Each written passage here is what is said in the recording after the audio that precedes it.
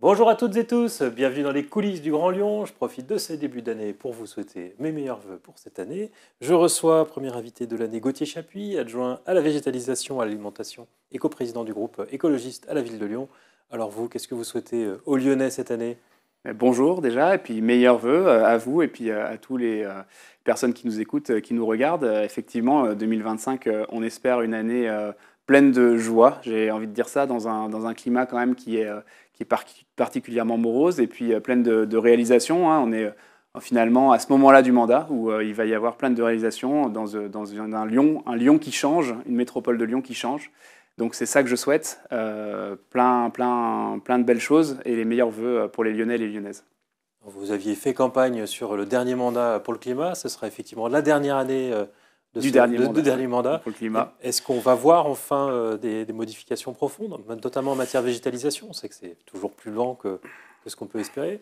Alors, c'est pas plus lent que l'on peut espérer, en tout cas par rapport à l'urgence climatique qui effectivement est là, et on le voit hein, avec les intempéries qui viennent bouleverser notre ville, hein, les canicules en été, les inondations qu'on a pu voir cet automne, les alertes grand vent, les crues qui s'accentuent et qui, on va dire, se multiplient. Effectivement, on est dans une phase de mandat où on a besoin de faire changer la ville à plusieurs titres. Alors déjà, effectivement, pour l'adapter au changement et au dérèglement climatique. La végétalisation en fait partie, mais finalement, quand on rénove des bâtiments, eh bien, on contribue aussi à cette adaptation hein, de notre ville. Un exemple très concret avec les rénovations de bâtiments qu'on a fait depuis le début de ce mandat-là, c'est moins 22% de la facture énergétique que l'on a gagné finalement par rapport à 2020. C'est pas rien, c'est presque 9 millions d'euros finalement qu'on vient venir économiser. Donc tout ça vient aussi contribue à l'adaptation de notre ville au changement climatique. Et quand on dit ça, on parle aussi d'urgence sociale, puisqu'on sait que l'urgence climatique entraîne malheureusement toujours la même chose, c'est-à-dire que c'est toujours les plus précaires qui sont touchés en premier. Donc adapter notre ville au changement climatique, Ça, le c'est... propos, on le comprend, mais c'est la Mhm. transformation de la ville qui peine à se voir. Est-ce que vous, en tant qu'adjoint de la Que vous végétalisation, vous voyez n'avez pas peut-être été... pas, mais en tout Alors cas vous, est-ce que vous qui n'avez pas été s'opère. un petit peu déçu finalement du projet retenu Place Bellecour quand on avait vu les premières On est projections sur le qui étaient deuxième beaucoup plus budget vertes? d'investissement du mandat qui traite de la végétalisation.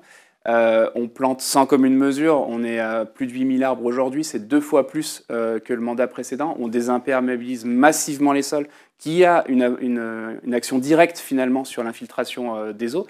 Donc c'est tout ça que l'on voit. Et par contre, là où je vous rejoins, c'est que tout ça va venir s'accentuer maintenant avec les grands projets d'envergure qui vont entrer en travaux ou qui le sont déjà d'ailleurs pour la plupart en 2025 et qui vont se terminer sur cette année-là. Et c'est là effectivement où on va avoir une ville qui va clairement changer d'air et qui va s'adapter au réchauffement climatique et surtout aux intempéries qui en résultent. Pas la Place Bellecour en termes de végétalisation. La place Bellecour, on peut en discuter. C'est un projet qui sort du budget participatif, qui n'était pas au projet de notre plan de mandat. Ce qui n'empêche a été retenu, puisque ce qui était à notre plan de mandat, c'était par contre eh bien, de faire de la démocratie participative. Donc voilà, on le prend en compte et on va aller aussi loin que possible dans ce mandat-là. C'est une première phase hein, dont il est question et qui va répondre notamment en termes d'usage eh bien, aux fortes chaleurs qui ont lieu pendant l'été, à savoir mettre en place des ombrières, mettre en place une présence d'eau qui va venir rafraîchir, végétaliser là où c'est possible, en phase nord notamment sous les Vous chênes pariez en sur le fait que ce végétalisation sera un basse. succès et que les Lyonnais vont se l'approprier. Moi, je donne rendez-vous aux Lyonnais et aux Lyonnaises au moment de l'installation et on verra ce qui s'y Qui est prévu passe. pour quand d'ailleurs? Alors, l'installation, elle est pour l'été prochain. Voilà, on essaye de faire en sorte que l'œuvre, qui est une œuvre artistique, avec un artiste qui est lyonnais, qui aura, je pense, envie de donner plein de fierté à sa ville aussi sur l'installation artistique, il va être installé pour l'été Vous prochain pariez pour, sur le fait que ce sera un succès alors. ben, ça le sera si les personnes se réapproprient l'espace. Et honnêtement, vu l'œuvre et vu l'installation et vu les artistes et vu les équipes et le travail qui est engagé, j'ai peu de doute effectivement que ce soit un succès. Dans votre délégation, il y a aussi de l'alimentation qui revient assez rapidement dans l'actualité, puisque la ville est un peu paralysée, en tout cas sur sa périphérie, par une manifestation Mm. d'agriculteurs aujourd'hui. C'est le retour de la crise agricole, c'est-à-dire que pour pourtant vous étiez engagé à faire du local, du bio. Ça n'a pas convaincu les agriculteurs de la région? Alors, si, ça les a convaincus parce que quand on échange avec eux, je peux vous dire qu'ils nous remercient finalement de l'action que l'on prend sur la commande publique et le fait que l'on s'engage dans une commande publique qui va vers leurs produits du territoire et qui va vers des produits qui s'engagent vers la transition écologique, notamment l'agriculture biologique. Vous dites quoi à ceux qui bloquent les Je entrées leur de la ville dis aujourd'hui? que nous sommes en plein soutien de cette crise agricole. Les écologistes n'ont jamais attendu de crise agricole pour agir. Si vous voyez les votes que l'on a pu faire en termes européens, notamment sur les accords de libre-échange, nous avons toujours été du côté de l'agriculture Ils ont raison locale. de faire ce type d'opération?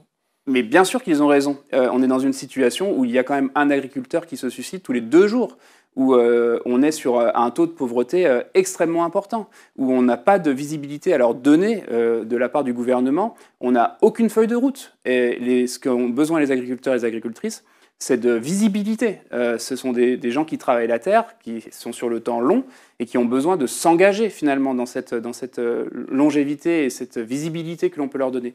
Et c'est ce que l'on fait avec la ville de Lyon, en disant voilà la part de bio que l'on va avoir chaque année, voilà la part d'agriculture locale que l'on va avoir chaque année, avec des produits finalement qui sont issus de leur champ et qui vont venir justement les rémunérer, parce qu'il y a ça aussi.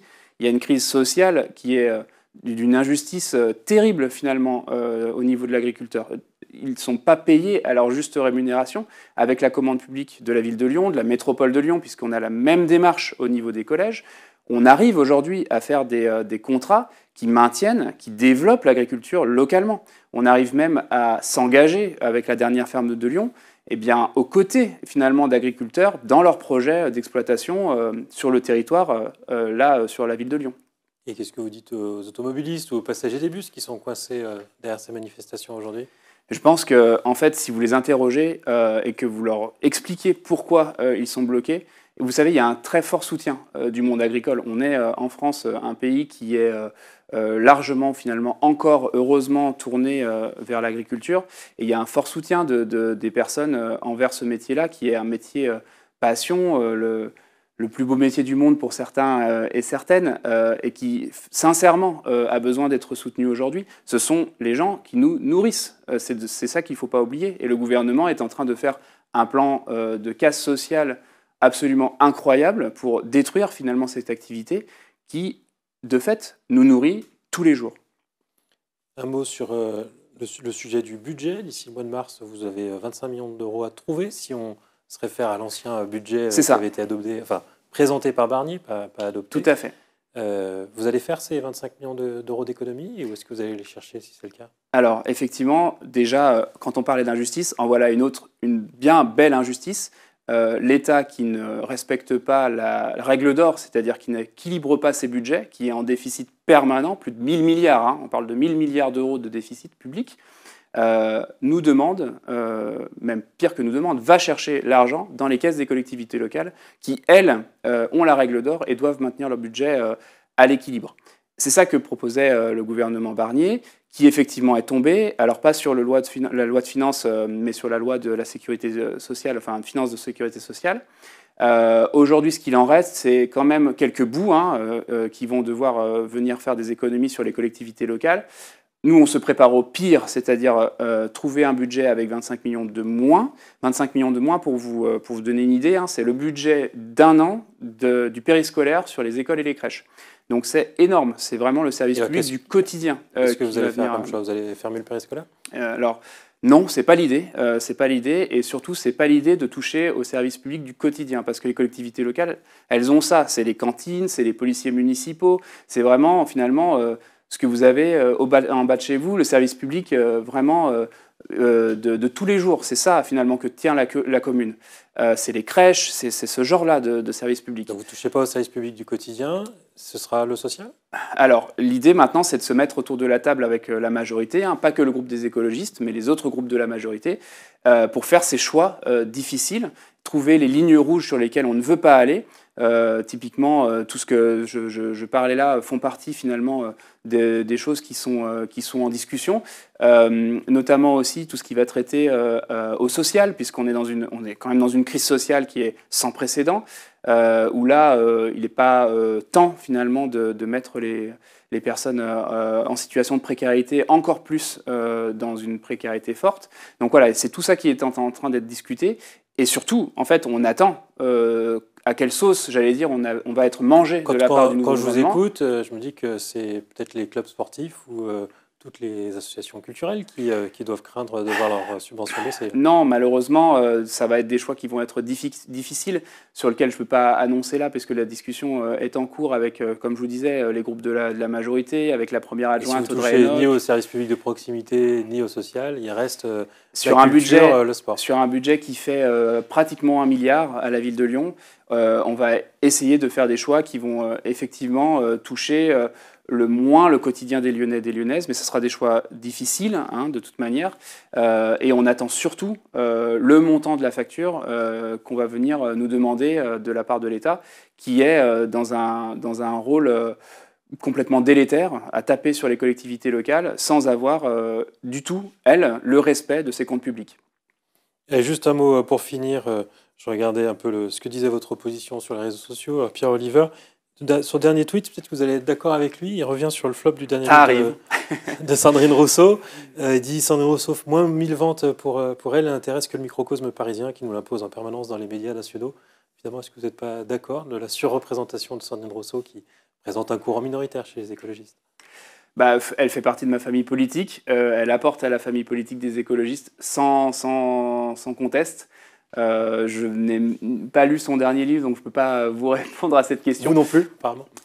Écoutez, non. Il s'avère que non, mais je suis sûr qu'il est passionnant. Et après, il faut renvoyer du coup aux médias nationaux pourquoi il y a cet apport-là.